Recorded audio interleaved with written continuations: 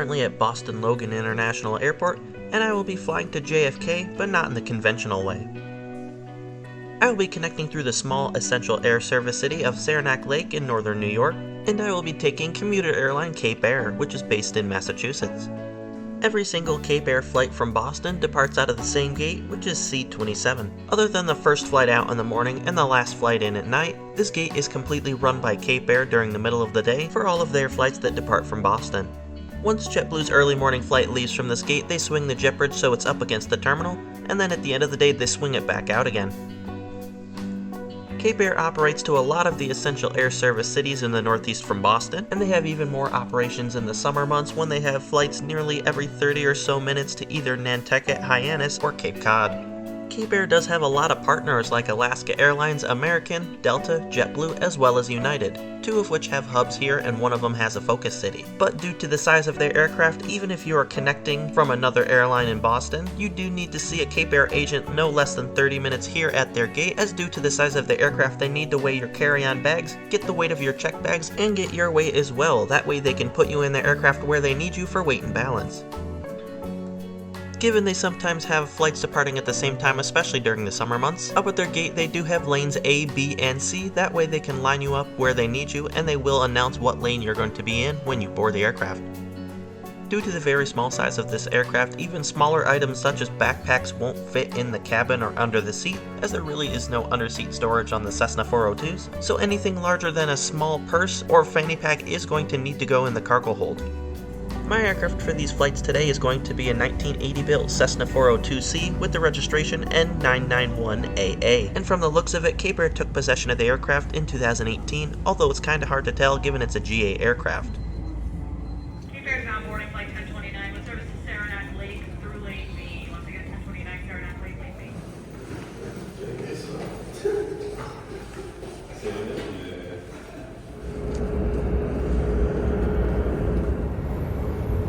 Given this aircraft is a Cessna 402, that also means it's a piston aircraft and it's non-pressurized. Therefore, the cabin is louder than most commercial aircraft, so I'm going to try my best to keep the volume as high as I can, but I do apologize if it's a little bit hard to hear me during the flight.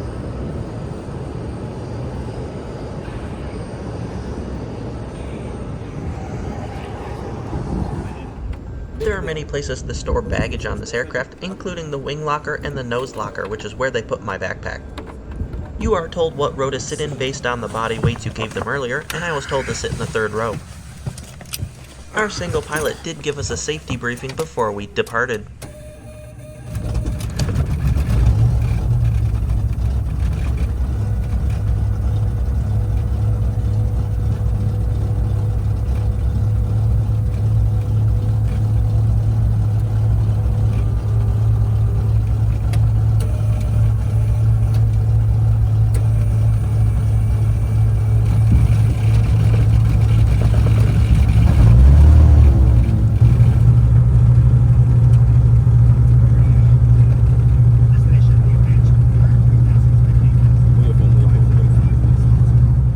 It was also pretty unique that you could hear the captain talking to ATC right from your seat, but I was able to find the ATC recordings from here in Boston as well as JFK, so I'll add those in when we do take off.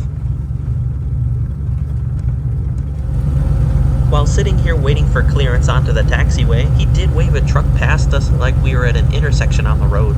Also, on the Cessna 402, almost the entire cabin is windows, so no matter where you're sitting, you'll get a great view of the outside.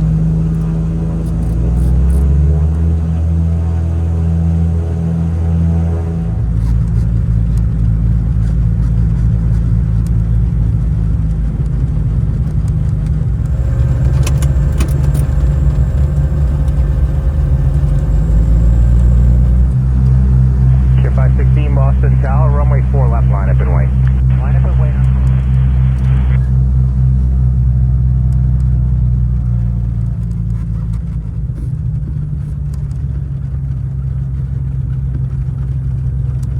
Tier 516, turn left heading 350, runway 4 left, cleared for takeoff. 350.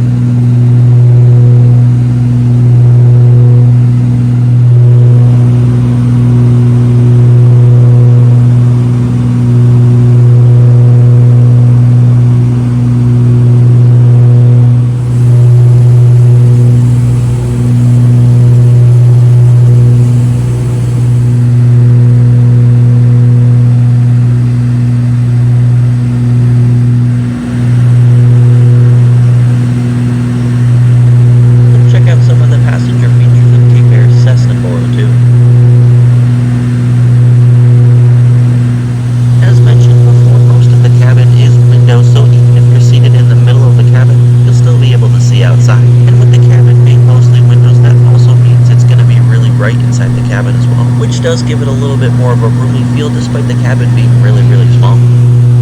As mentioned previously, there isn't really any underseat storage on this plane, and it's really just the space on the side of the seat and whatever you're able to fit there. I'm 5'4" for reference, and even I don't have tons of extra room on this plane, so if you're much taller than I am, you will be a little bit cramped. In the seat back pocket is the safety card for the Cessna 402, as well as a sick bag, which does get used when there's heavy turbulence on board their flights. Without the barrier to the cockpit, you can see all of the instruments, which was really cool. Even though our flight number was 1029, our call sign was CARE 516.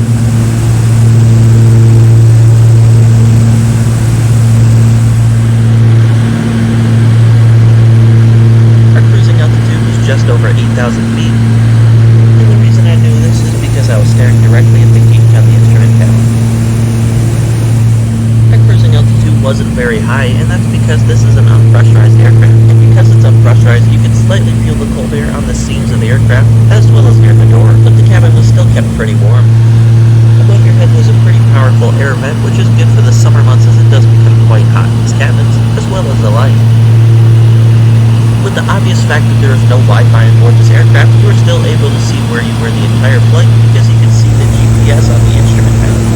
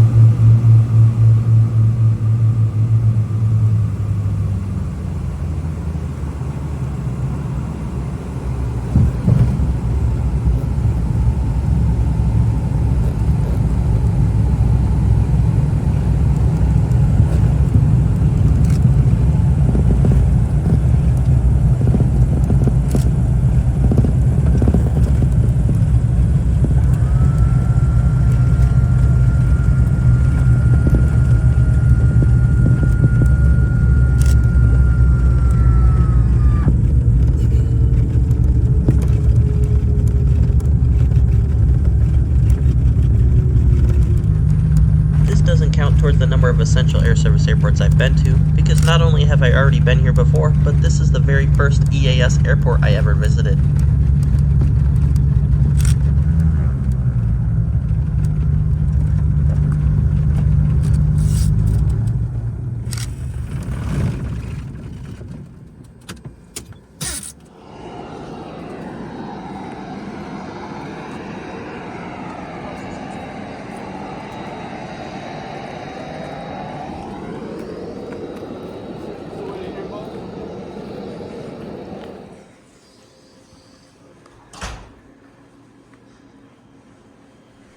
When you arrive into Saranac Lake, you'll be directed inside the terminal to get your gate checked as well as valet bags, with this table of rollers acting as the airport's baggage claim. I know, right?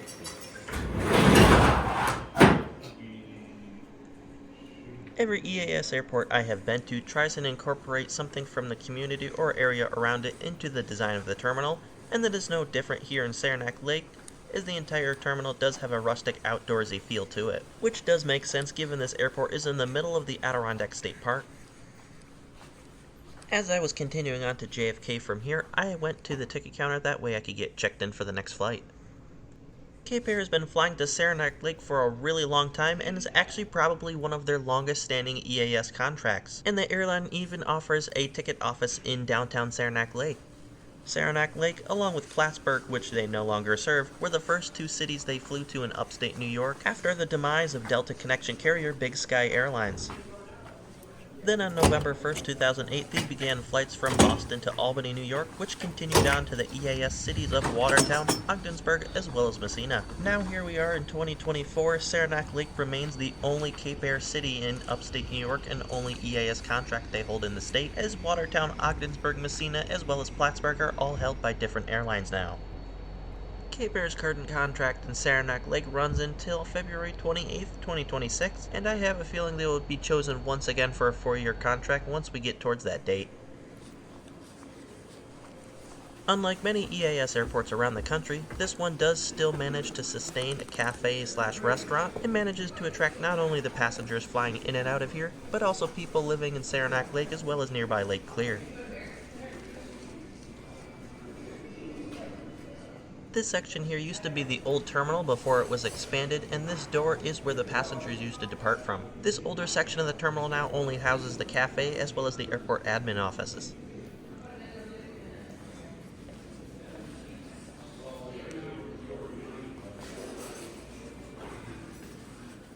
I had a quick bite at the cafe and then I decided to have a seat and relax, as TSA didn't open until about 30 minutes before scheduled departure time.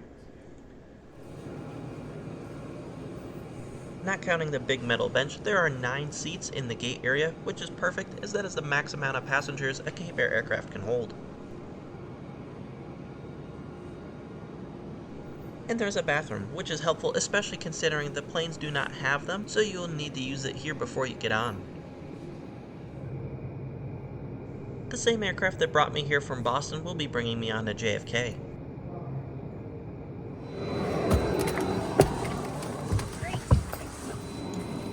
Even though it wasn't a full flight and there were only 3 of us, the pilot asked if I'd like to sit up front for this flight down to New York.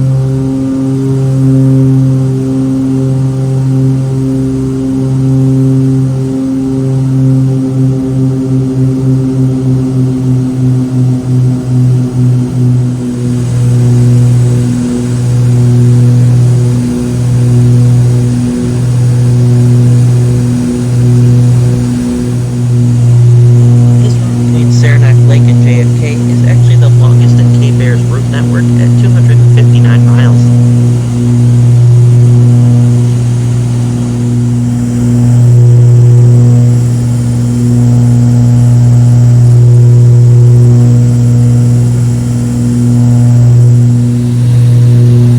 It was really cool sitting up front and seeing all the dials and gauges in action. If you do end up getting to sit in the front, it is really important that you do not touch anything, as that could lead to major FAA fines and even getting on the no-fly list.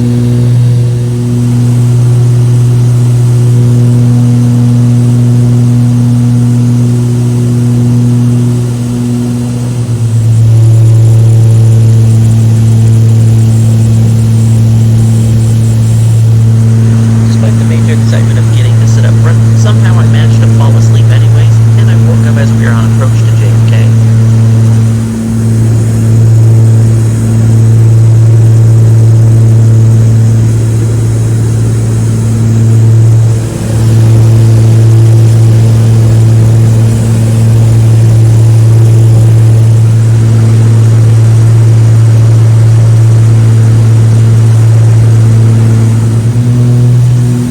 Care 516 is with you, 3000.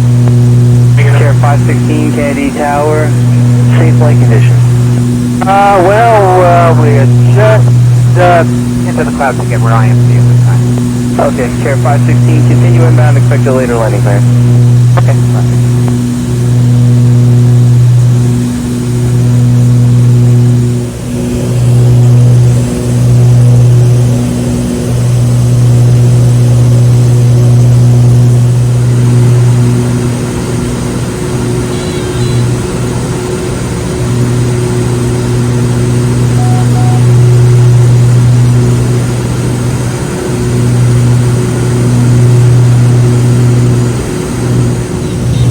Care 516, Kennedy Tower, number 1 on the approach, wind 11013, runway 22 left for the left. Clear for land 22, left, we have you tonight. Care 516.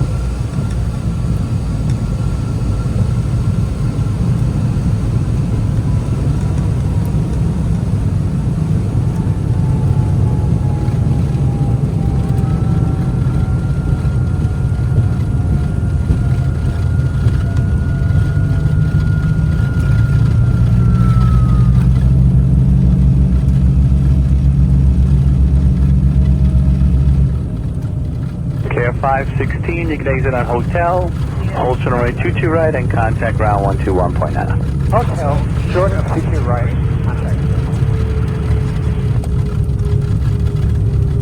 Care 516 clearing the left side on